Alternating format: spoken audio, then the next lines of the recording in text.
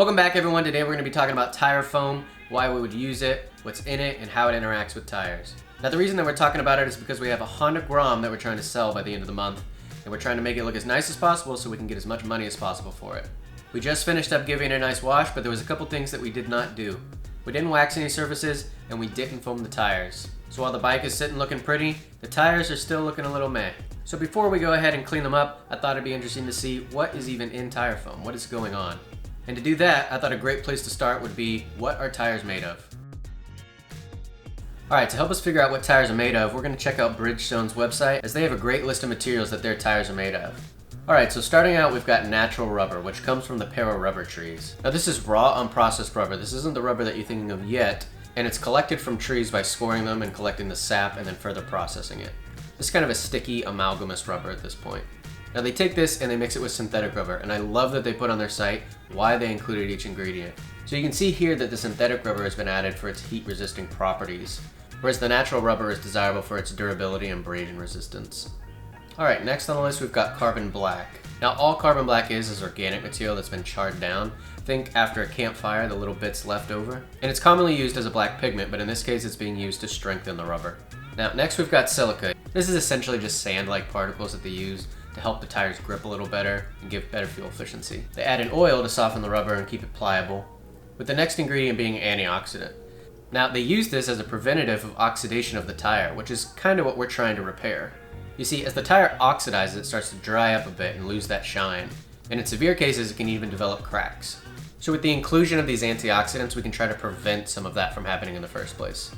Next up, we've got sulfur. The same thing that makes eggs smell is the same thing that makes the rubber we all know and love. So you can think of it this way.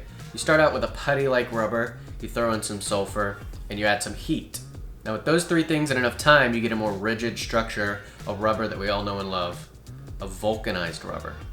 Which brings us to our final Star Trek-esque chemical agent, vulcanization accelerators. Now, the reason that the sulfur is so helpful in creating this vulcanized rubber is that it creates these cross-links between the rubber and the sulfur itself. And the way that we can get more of those in a quicker time with less heat is using these vulcanization accelerators. Alright, and lastly, we've got the construction materials. We're not going to spend too much time on this as we're not getting that deep into the tire, thankfully. But just know that inside the tire, there's some type of construction material helping hold it all together. And with that, let's go ahead and take a look at what's in tire foam. Now, I found this lovely website called what'sinproducts.com, and they actually have Armor All's Detailer's Advantage tire foam protected on there. Now, I'm going to use this as our example for what is in tire foam. Now, scrolling down, we can see that there's a couple chemicals involved here. So the first three chemicals here are actually just used to get the chemicals out of the can and onto the tire itself. They're known as aerosol propellants. Now, the next two on here are alcohols, and they too are used as a delivery system to get the active ingredient out of the can and onto the motorcycle. Since we only need a little bit of the active ingredients, we dissolve them in alcohols and use them to spray onto the motorcycle. Alcohol is usually used because it can evaporate pretty quickly, leaving the chemical there while the alcohol is gone. Now with those out of the way, we can talk about the next two active ingredients, morpholine and decanidioic acid. Now when I first searched for morpholine, the first thing that I got was this hazardous substance fact sheet.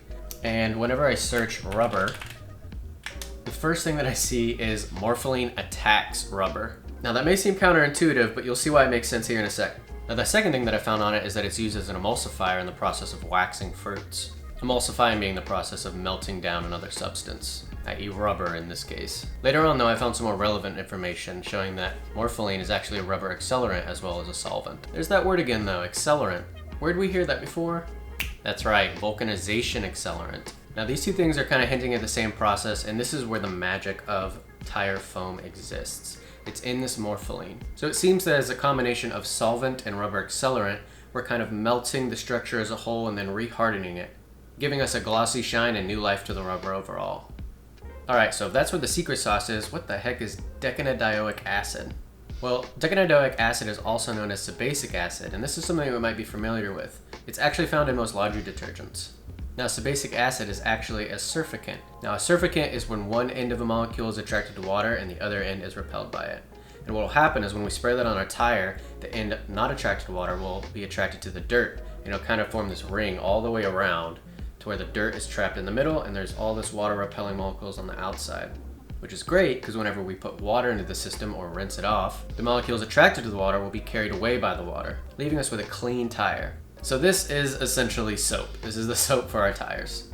And that is what's in tire foam. So with the newfound knowledge, I'm gonna go ahead and purchase some tire foam. So tune in next week to see our tires go from dry and dull to that wet, professional, clean, glossy look. In the meantime, if you're interested on how you should clean your motorcycle, go ahead and check out this video to see how we did it. Alrighty, and that's all she wrote. Thank you all for watching, and I'll see you next time.